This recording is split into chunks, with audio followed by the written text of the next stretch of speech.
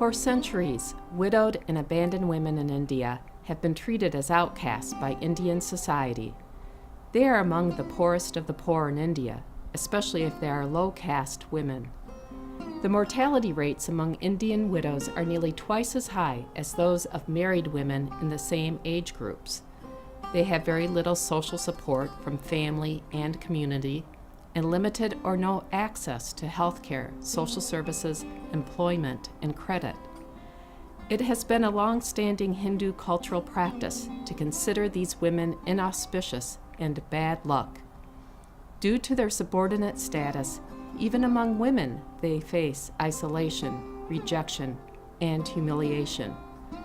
The treatment and conditions of widows in India becomes even more alarming when considering the sheer number of women affected.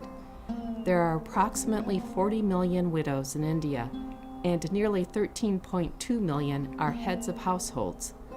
When women are unjustly treated and forced to live in poverty, the whole society suffers. The rates of child mortality and malnutrition soar, economic development stagnates, and the education of children deteriorates. While conducting a needs assessment among survivors of the Indian Ocean tsunami in 2004, a local organization, South Asian People's Initiative, identified the widows and abandoned women as one of the most vulnerable populations along the coast of Tamil Nadu in southeast India, the region hardest hit by the tsunami. These women were not being adequately supported by relief efforts, and they faced progressively worse economic conditions due to the loss of their livelihoods. Farmlands they helped to cultivate were flooded with salt water, and sand clogged inland backwaters, preventing them from gathering oysters, clams, crabs, or even shells. As support, the South Asian People's Initiative, later renamed Kalanguri, organized self-help groups for widowed and abandoned women and provided financial assistance in the form of microcredit loans.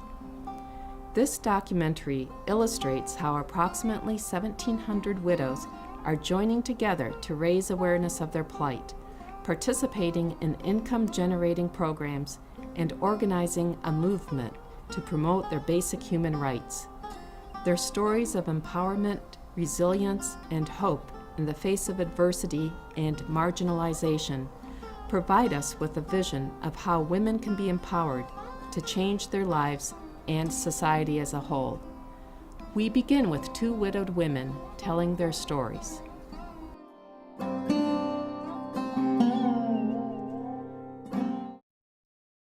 After I was married to my husband, I gave birth to girls. After the fourth girl was born, my husband became suddenly very ill. And he was taken to the hospital, and the doctor said he had a hole in his heart, and he should not do any physical labor and must rest.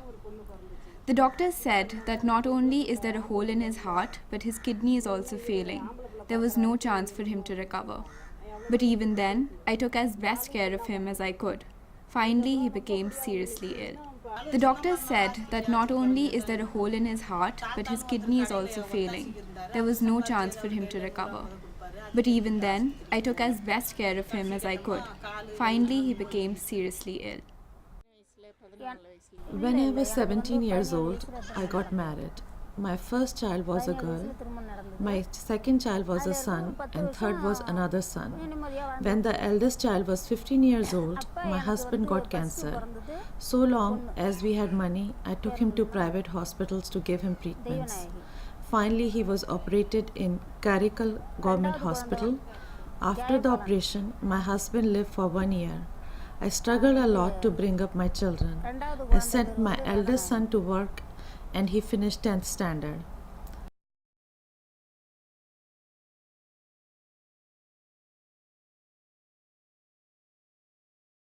The moment my husband died, the people of Bumbahar were all with me. They were very fond of my husband and had a lot of respect for him. And so they all gathered together. They found out that I had no money, and so they collected money among themselves, about 7,500 rupees, for me to get him cremated. So after the cremation was over, there were 4,500 rupees remaining. They kept this money for the 13th day ceremony. The money was with the people. I remained in the house with no money to feed the children, and my in-laws wouldn't help, and it was raining. Though it was raining, the custom when a wife's husband dies early in the morning, the wife has to take a head bath and sit in a corner and mourn the death of her husband. Nobody came from my parents' house or my in-laws to help me do anything. In the early morning, all were assembled around 3 a.m. and I was seated there for the ceremony, and my mother-in-law was seated next to me. In the ceremony, when they came to remove my tali, I felt a shuddering sorrow since I didn't want to part with it. I wouldn't let them remove it. I wanted to remove it by myself. And they put it in the milk kept in a vessel. And after that, they made me sit in a corner and I had to give tamirk and kom for the people. As I was taken to the corner, they made a fire with coconut leaves and put a wooden figure on the fire. And I was asked to take an oath of chastity and non-marriage while crossing the fire to the corner. When they took his body for cremation, I removed the toe ring and then the bangles and put them on my husband. Then I removed the potu. The separation was so harsh for me. The only thing remaining was the tali, which was removed on the 13th day. After the death of my husband, they performed the ceremony of removing the sacred thread on the 13th day of the death of my husband. The night before, I was asked to take a head bath, and then I was decorated with flowers, bangles, and jewels. And early in the morning, around 3 a.m., other widows came and sang sorrowful music. They removed my toe rings and broke my bangles, and removed the puttu, forcefully removing everything: the flowers, the jewels, the earrings, and the nose ring, and finally the thali. When the ceremony was performed, my heart was broken, and I had a feeling that I would never live like an ordinary woman again. My rights as an ordinary woman would never be the same. Other people will look at me differently. I lost a part of myself, my rights. This feeling of being suppressed troubled me a lot, and for years afterwards, I could not come out and meet my neighbors and relatives. I had to remain in the house according to the tradition. So this aggravated my feelings, as I felt that I lost all of my rights to be normal. I did not know where these traditions came from, but felt that it was something done from generation to generation for widows, and I felt I didn't follow these customs, I would be threatened by society.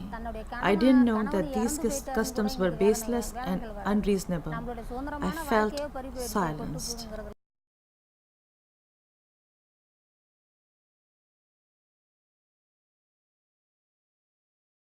Just 6 months after the death of my husband, I wanted to get an ID card and needed to take a photo. So I was combing my hair and holding my hair high with a hairpin, and I was on my way to take the photo when one of my neighbors saw me with my hair done and said, "Ah, look at this wife, and after the death of her husband, she's roaming around with her hair done. Where is she going?"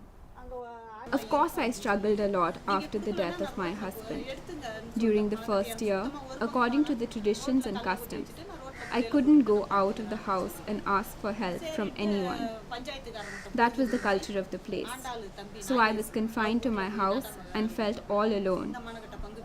And in that moment, looking at my 4 children, I was really worried. How am I going to face life without anything in my hand? And I don't really know anything. How am I going to bring up these children? And I felt the loneliness that made me fear a lot, especially during the first year when I was confined to the house. I couldn't even ask my neighbors for money, and how could I ask my children to do that? Secondly, I did not know my husband's trade properly, and I didn't know whether I could pick up where my husband left off. To know the trick of the trade was very difficult for me. The loneliness and the economic poverty, and not being educated and without employment, these were the first and foremost thoughts that were depressing me. Even in my parental house, they all looked at me through the lens of widowhood. Their looks and gestures indicated to me that I was not the same before when my husband was alive. that I was a widow to be kept separated, I had lost my position in society. The feelings from their looks and gestures were uncomfortable, so I kept away from them. My parents and sisters and brothers and mother-in-law all looked at me as a person that had lost all respect, as an ill omen, as the one who followed my husband to that. I struggled to bring up my children because of my poor economic situation. My eldest daughter could only be educated up to 7th standard. My son could only be educated to the 10th standard because at the time my husband was falling ill, and since I could not make both ends meet, I sent him to work. And the other son at the time was doing 2nd standard. So 2-3 years after the death of my husband, I struggled a lot. I was going to agriculture work for only 25 rupees per day, less than $1. With that only, it was very difficult for me to educate my children. But after 3 years, my son got good employment and he was able to send me 2,000 to 3,000 rupees a month. So when he was well placed in employment, the other children did not feel the poverty as much. I was feeling more comfortable, but I continued to work every day. All the time I was experiencing oppression. Early in the morning when I exit my house without thinking, the people who see me on their way to work simply show on their faces that it is despicable to see a widow. That is an ill omen, that I carry misfortune, so it is not good to look at me. Sometimes they say mean things to me. I used to feel very bad and used to go to the backyard of my house and think about how I became despicable because of losing my husband. I would cry over it and feel bad about it and keep it within myself. This continued in many ways, just being set aside and marginalized as I am good for nothing. Even though I was educating and bringing up 3 children for good of society, they still considered me good for nothing. So when the time came for the marriage of my daughter, no one helped me financially. With the savings of my son's earnings and my savings from my daily wages, I arranged the marriage. There is a ceremony of lighting the lamp and putting the tally for the girl before the marriage. So when that moment came, the neighbor said, "You are a widow. Please don't go light the lamp so your daughter may remain longer with her husband." But I felt resentment in my heart because I thought I only struggled to bring her up. I want to bless her in this moment. So all the differences of opinion, I lit the lamp. I put the garment on her and prayed for my daughter because I felt that this was my duty to participate in the ceremonies.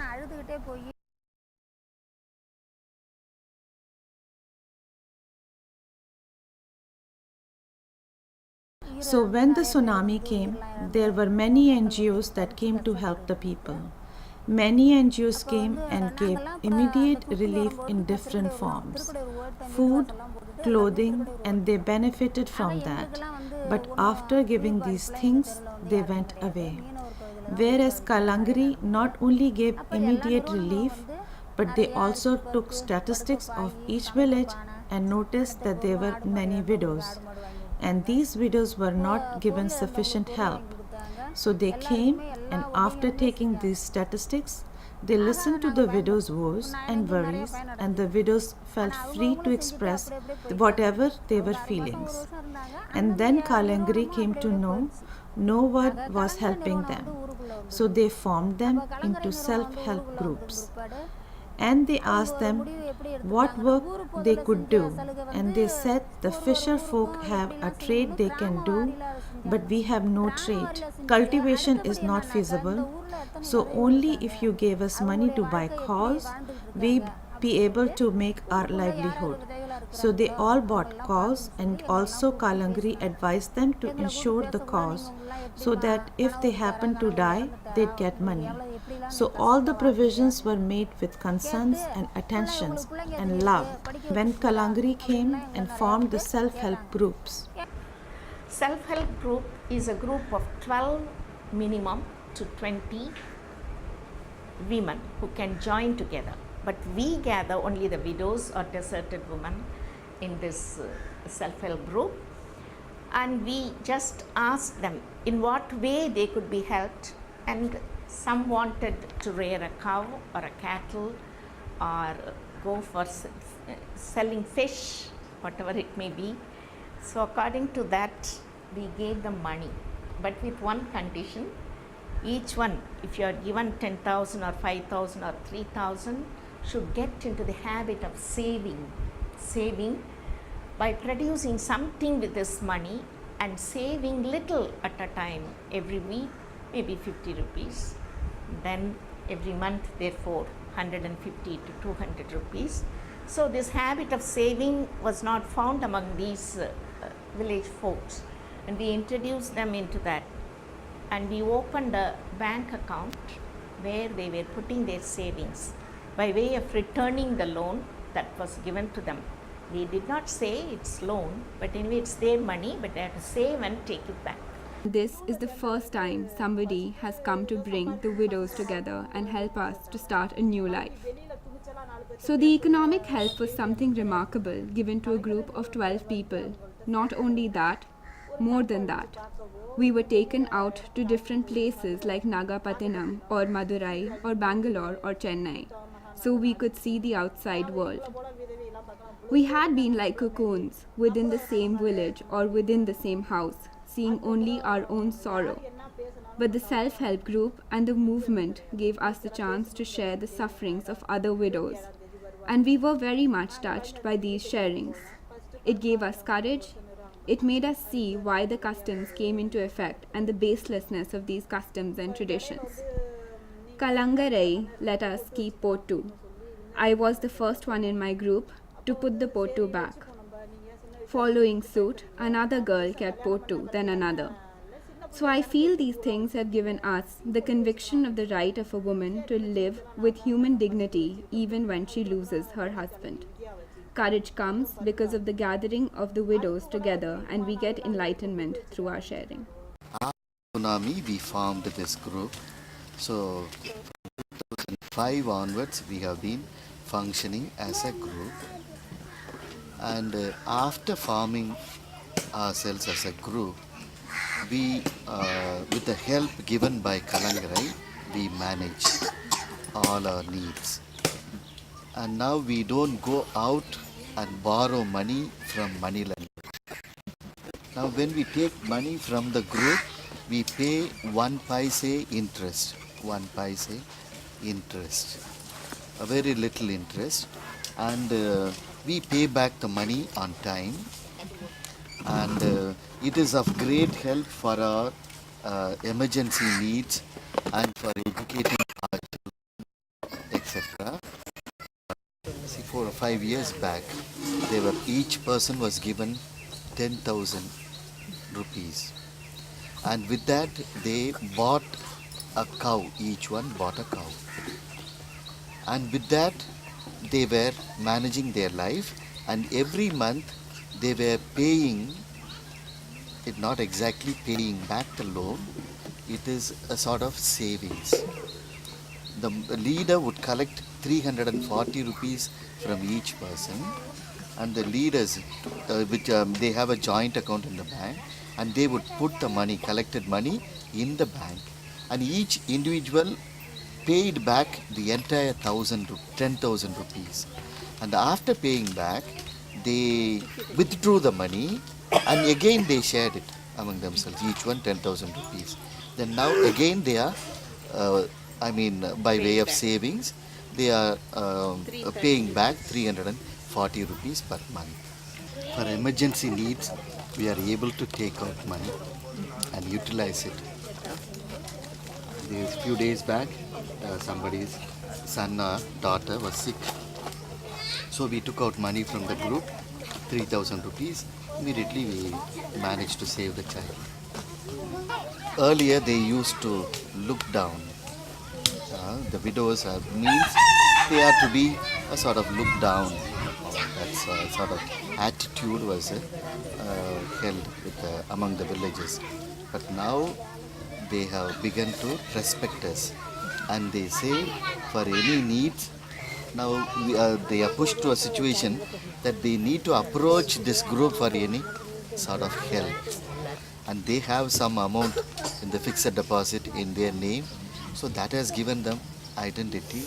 So as a result of that, automatically others, the villagers, they begin to respect them. Recently, when somebody verbal abuse was done, they opposed as a group, and they were about to file a case in the police station against the person who used abusive language. And as a result of that she indicated once we revolted against the abusive language used by the villagers. They started the self-help group after tsunami, that is after 2004 December. And they were given 3,000 rupees each. And this amount has helped them to rear goats. And they are better off because of this economical help. But more than that, they say because of this movement, they have come in contact with the outside world reality. They are taken to places like Nagapattinam or Madurai, things like that, for training programs and for conferences. And this has widened their understanding of the world reality. And this knowledge of the world and the surroundings has given them courage interiorly. That lady says she repaired her house, Vijaya, her name is.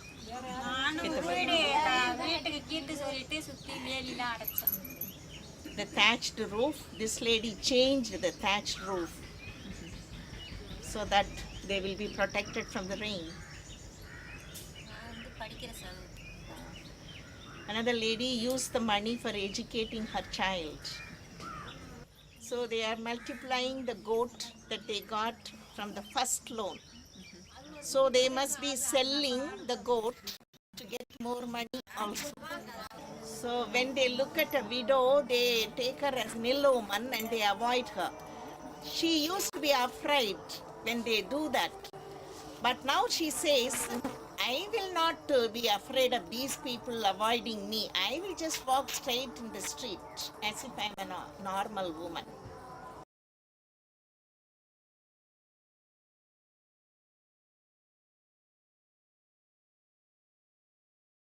She's talking about the widow's pension, government scheme. It is not reached many of the members in the group. She says we would like to fight for it and get the pension. And also she says that 400 rupees is not enough. Yeah. It should be augmented. That's also. And then she also says that government should come to the help of the children of widows. Not only education, but to give them employment. Priority in providing employment for them. These are the helps that we are looking forward to from the government.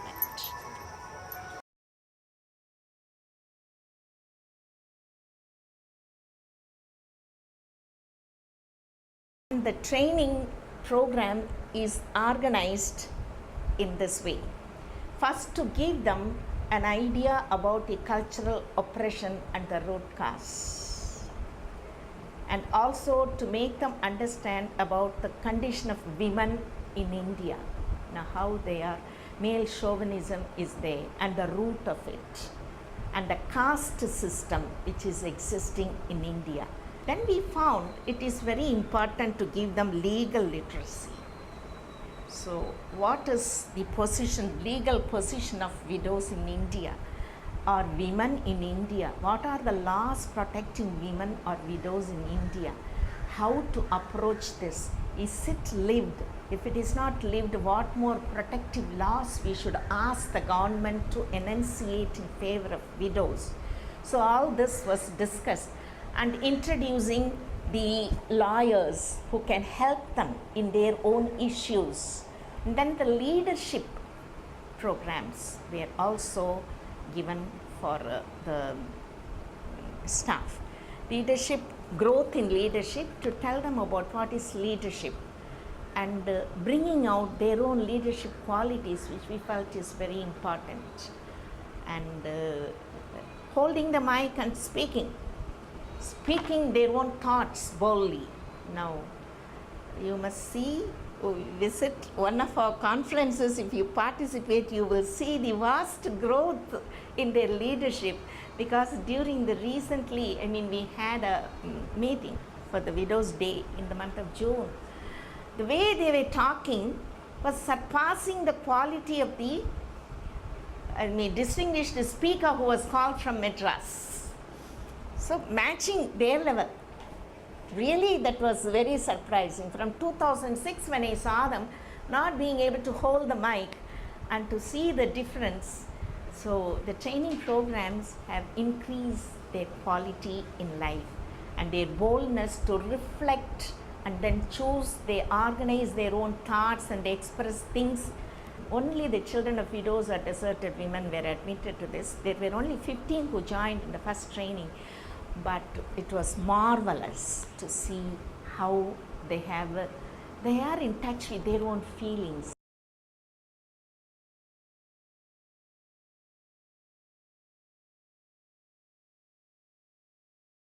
They were all brought together in the year as early as 2006 for the first time into a big conference, district level conference in two places, Vedaranyam, and I think it was in Pumbuhar in 2006. And the experience was very moving. These women who were never allowed to have any celebration in their life after the death of their husbands found it was so strange that there was a celebration bringing them together, and there were competitions and they were given prizes, and they were asked to get onto the stage and hold the mic and say a few words. Whatever is their feeling, bring it out. And we called illustrious people from different quarters, like there was a DSP who was herself a widow who was called for that conference, and she explained how widowhood did not prevent her from rising up to the level of DSP, which is a Deputy Superintendent of Police, which is a very honorable post, and a professor. And then we gave them hope that everything is not lost when you lose your husband. You yourself should live. You are a person and you have to come out of your shell. And its only courage and strength was that we are helping the helpless. We are giving voice to the voiceless. And we are bringing heart to the people who are treated by a heartless society. That's how we felt. And we were coming and we were gathering them. They're sharing together in self-help groups and in conferences was bringing them out to the realization what is done to them is very unjust. It's not okay. The yearly annual conference has increased in its quality. First we were gathering together, holding only competitions. Then we started off with procession, protest march, holding placards. Then the next year the shouting became louder. First the voice was not coming out, but then the next year shouting became louder. And not only that, at the end of every conference, we send a petition to the Chief Minister and the Home Minister, and also to Collector and the Social Welfare Officer and Women's Development Officer and all this. And we have been sending during the past 2-3 years, and this year the widows in their district meet. They said, What's the use of keeping on sending and we get a reply we received and we don't see any result? So we want to have some band or some kind of an activity to show our resentment when they are not listening to our request. She says we are aware of the broader network that our movement has. So even recently when we had some tension with some of our neighbors, I articulated that we are not alone here and we have got a movement. So if I make phone calls through cell phone, the entire movement would be here to safeguard our rights. Earlier, I used to hesitate to go to the bank and so on. Now I am bold enough to go to the bank, and I sought an educational loan for my daughter's education and the teacher training. And then initially they refused, and because of the fight put up by me, and then they said okay, and now they have given the loan, and I have managed. One of the welfare schemes, widow's daughter, if they are below the poverty line, then once the girl reaches the age of marriage, during the time of marriage, the government would give 20,000 rupees. So when she applied for that particular welfare scheme, initially they said, produce the death certificate of your husband, which she did. Then after 3 months, the money didn't come. So again when she approached, they said, you better bring the widow's certificate, that you are a widow. Naturally, husband is dead. That certificate she produced. But again, they asked for this particular certificate, widow, that you are a widow. The government official has to certify that. So when she approached people, they said it's very difficult to get that within a short span of time. So again, she didn't lose hope. She approached one of the officials and she asked him, and he refused. Then she shouted at him, it seems, saying that if you don't give, then I will go straight to the district magistrate's office, and then I'll stage a protest there. Then he checked the files and said, okay, you are eligible, then I will issue the certificate straight to the office. So tomorrow, the following day, you straight go to the office and you can collect the certificate from the office. So the following day she went, and then the money also she got, 20,000 rupees. So they are gaining confidence. They have gained confidence to approach the government officials seeking the financial assistance provided by them. And their eyes are open to reflect, and all the more they know the value of educating their children. And they are avowing to really educate them and make them come high up in the society. And they do not want their children to face the same kind of oppression that they have faced as widows. And they really want to change the society, if not for their own selves, because their life is half spent or 3/4 spent. But the future widows are there. There is another thing. Widows are taking part in the public issues, like the power plant, which was supposed to have been started last year itself in Vanagiri, near Pumbugar.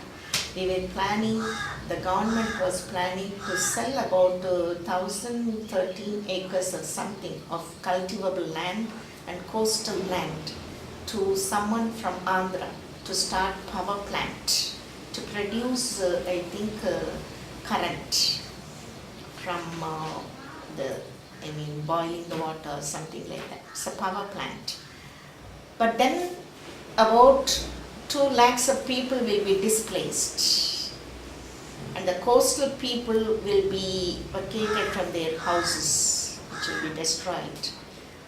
And more than that, the water from this power plant will fall into the sea, and it will be hot water which will really wipe off the different species of fish in the sea.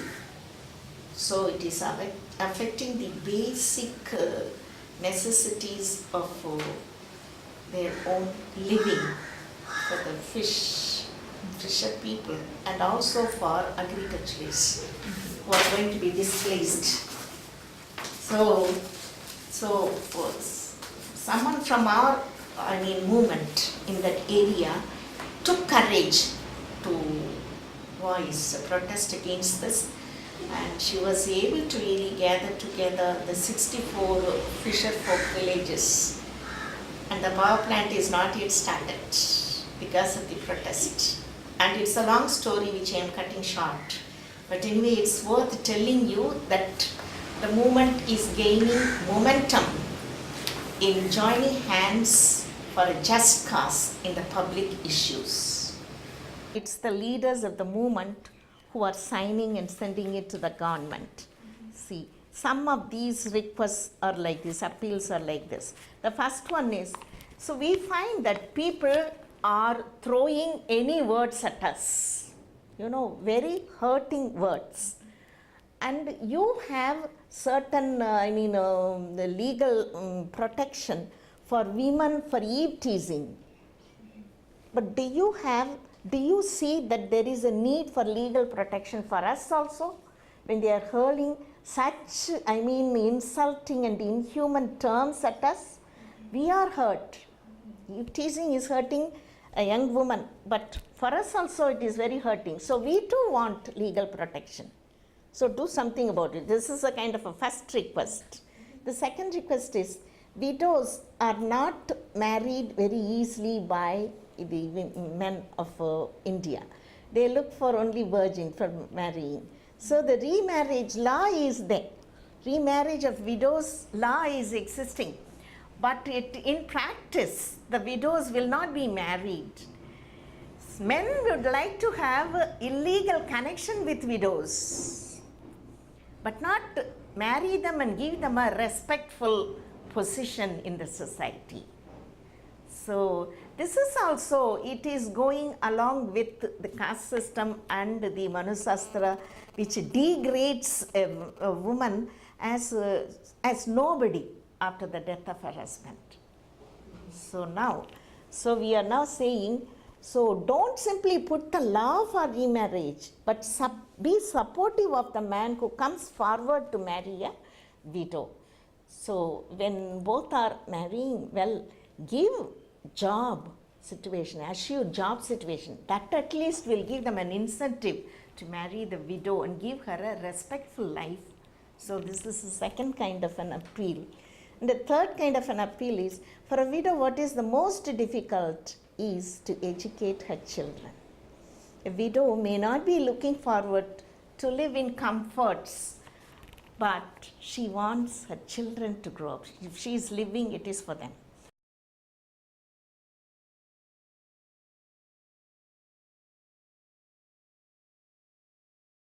She has to be careful when she opens the door to come out, because another woman, married woman who comes out to put kolam, if she looks at a widow, it's an ill omen for her. And so she will be throwing very hurting words, will be hurled upon her. And so she's frightened now. Widow is frightened. She'll open the window and peep out to see whether anybody is there in the street before she steps out. So when they are coming out to go for an important job or important issue that they want to handle, if they come across a widow, they consider it as ill omen. They will not get it through. Oh, I went out and a man was carrying a bag of something to, sow in the field.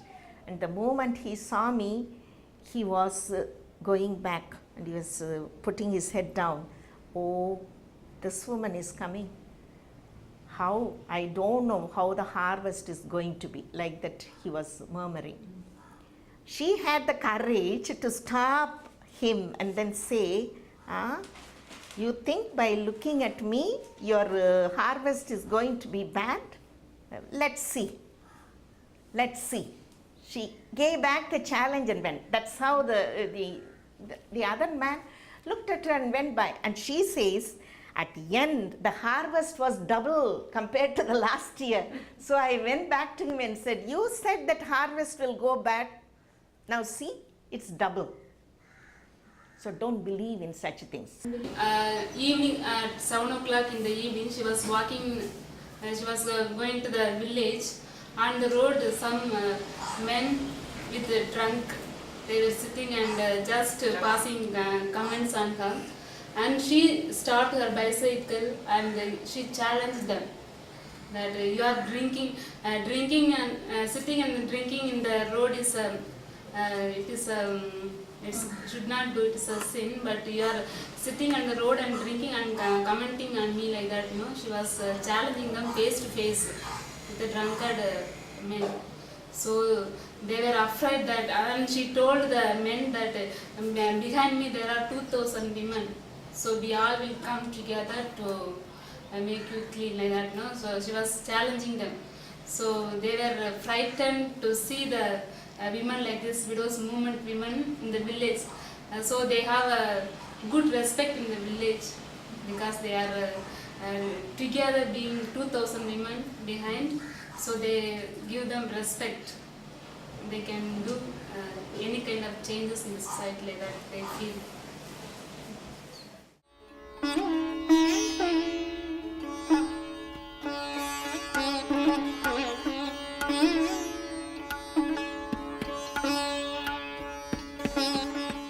Empowerment and social change begin at the level of the individual.